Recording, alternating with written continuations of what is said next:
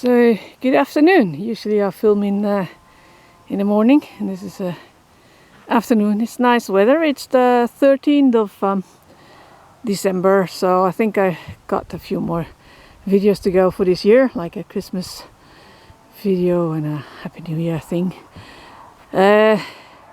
So yeah, they happen to graze all like near the house, so I thought I'll just start to film. You can see my oranges getting along. They're already starting to fall. That's Vincent van Gogh. I'll just say the name for those who don't know how to say it. Van Gogh. A rescue. He used to work with cattle, and he's been a riding school horse for a short time. Sorry, I can't find Olympio is the chestnut. He must be somewhere here because I saw him just before I went in to get my camera. So the other grey here is hello, Pocto, and she always makes sure that one side is absolutely filthy. Because people say this thing like, you know, oh, grey horses are always filthy and whatnot. Well, I've got two greys. One is always filthy and the other one is not. And I've had loads of greys, and most of them were quite clean actually. But it shows more on greys.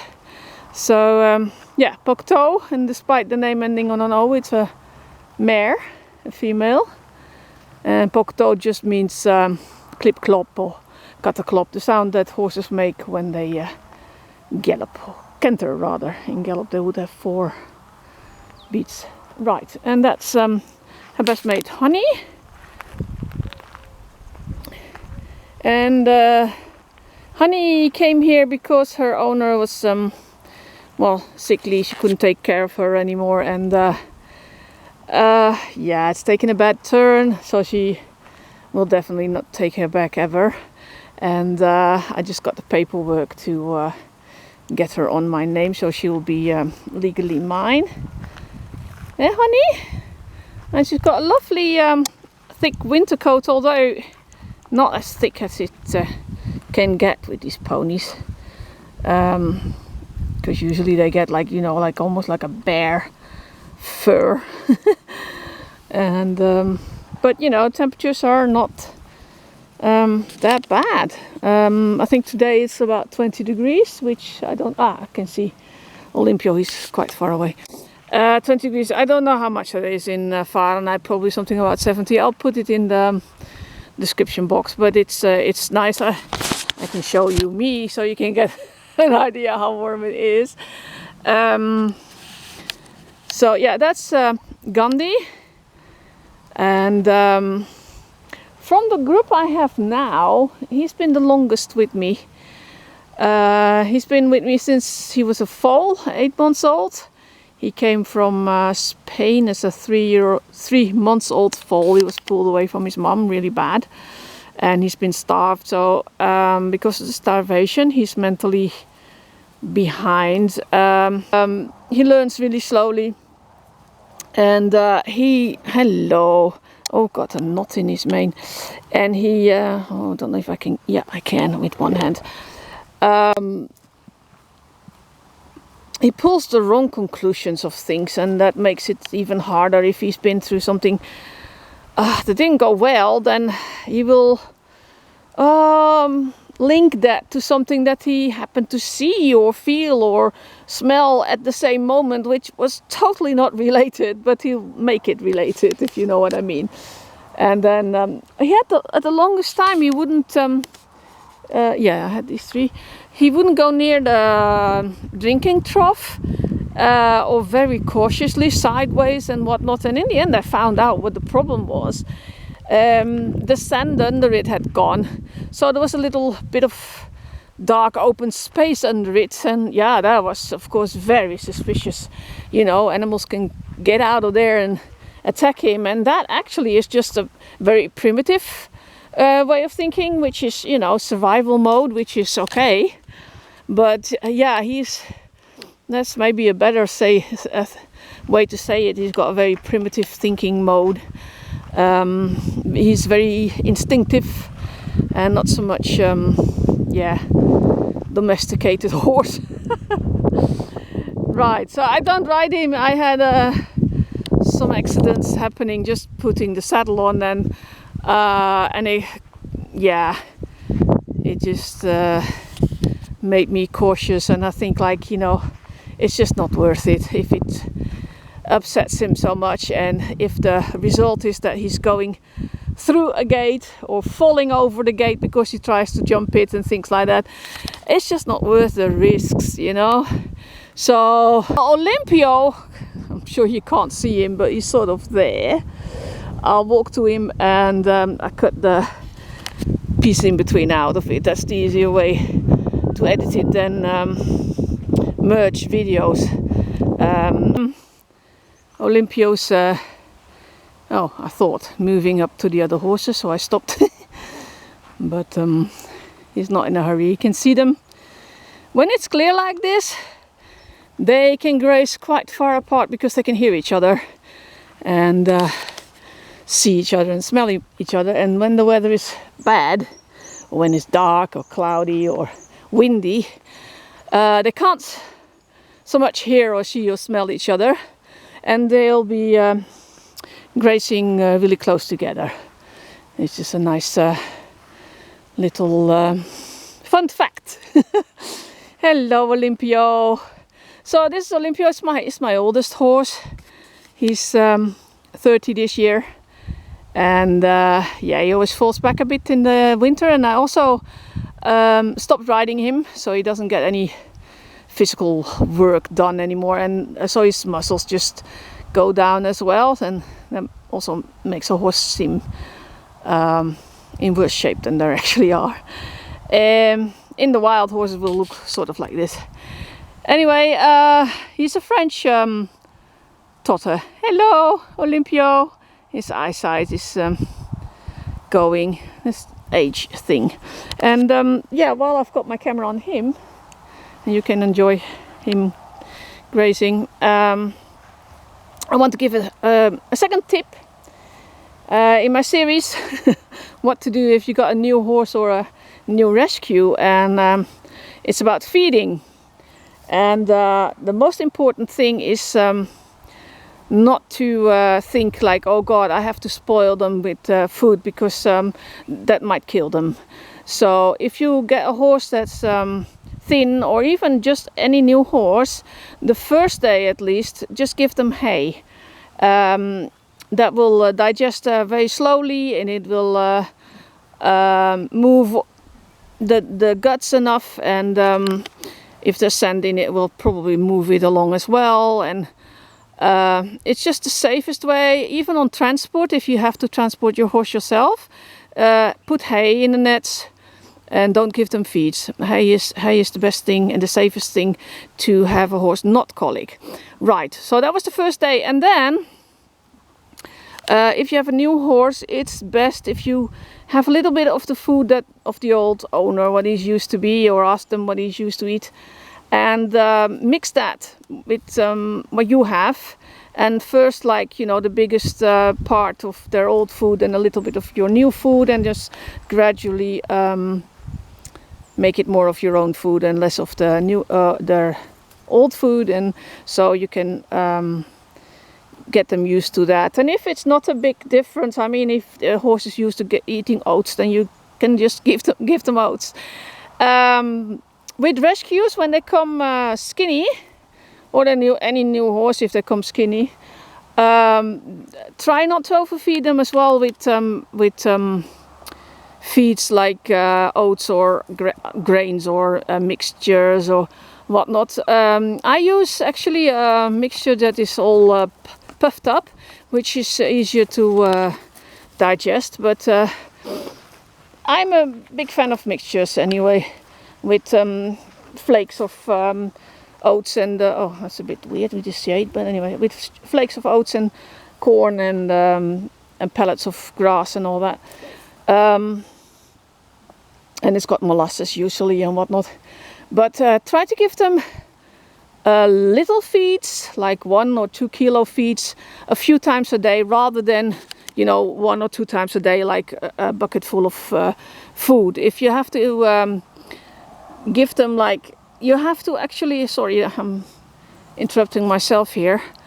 With feeding, it's very delicate. I can't give a overall thing, you know, how much you should give them or whatnot. It's best to look at the bag, what's on the bag of your feeds, or call the people that make the feed to ask for advice, more specified to your horse, your need and your country. But yeah, what I do with new rescues, because they have these fields, and you can see there's lots of grass now, only in the summer times there's not so much grass. Besides all the hay they can eat, that's the most important thing. Give them all the hay they can eat when they're skinny, which is a lot. And yeah, I give them a feed before they go out. And if it's a new horse, they usually come in earlier and I let them out later, so they can have another feed like halfway the day, and another feed at 4 o'clock when they come in, and then another feed when the others come in. So I spread it over 4 feeds, which is actually best. But you know, 3 is also good. 2 is also good if you turn them out in the meantime. If they're in the stable, you just have to keep giving them little feeds every, I don't know, 4 hours or something like that. And as I say, as much feed hay as they can eat. So that's what I can say in general about it. Hay, as much as they can eat. And other feeds, try to find out how to cater specifically to your horse. And in general, just give them little feeds during the day in like 4-hour intervals or something like that. And a puffed food is just easier to digest. If you have a skinny horse, it might help to fill them out with alfalfa hay or alfalfa pellets, or I have something that's alfalfa beet. That's a combination of beet and alfalfa pellets, and that's very fattening, but you should introduce that quite slowly as well. Oh, another thing what really helps to fatten up safely is corn oil. And if you can't find corn oil, sunflower oil is almost as good.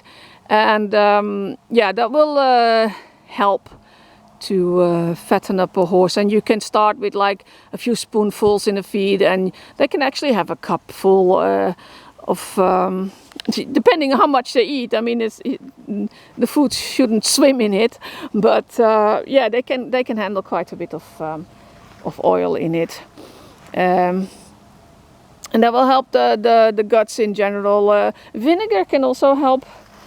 You know, a little bit of vinegar. It's almost like you're making a salad, like oil and vinegar. But yeah, that's all good for the general health. Make sure they have a salt lick for the minerals. And yeah, I'll make a list in the description box if you don't remember everything I said. But you know, basically it's as much hay as possible, and feeds in over time with intervals, and fattening up foods, just a little bit of it, introduce them slowly to it, because it's dangerous to overfeed skinny horses, as it is with skinny people actually. So nothing new there. And the third tip I will give you, I can give it away, is about catching them and putting head collars or halters, as the Americans say, on. I have quite something to say about that. Lots of people do it completely wrong, even with the best intentions and not knowing they're doing something wrong. Anyway, I hope it's not too long. My name is, I might have to cut in it a lot. My name is Simone Keizer. I have a home for unwanted and ill-treated and old horses, usually all in one, in Portugal. If you have any questions about, oh, that sounded quite Australian there. Questions?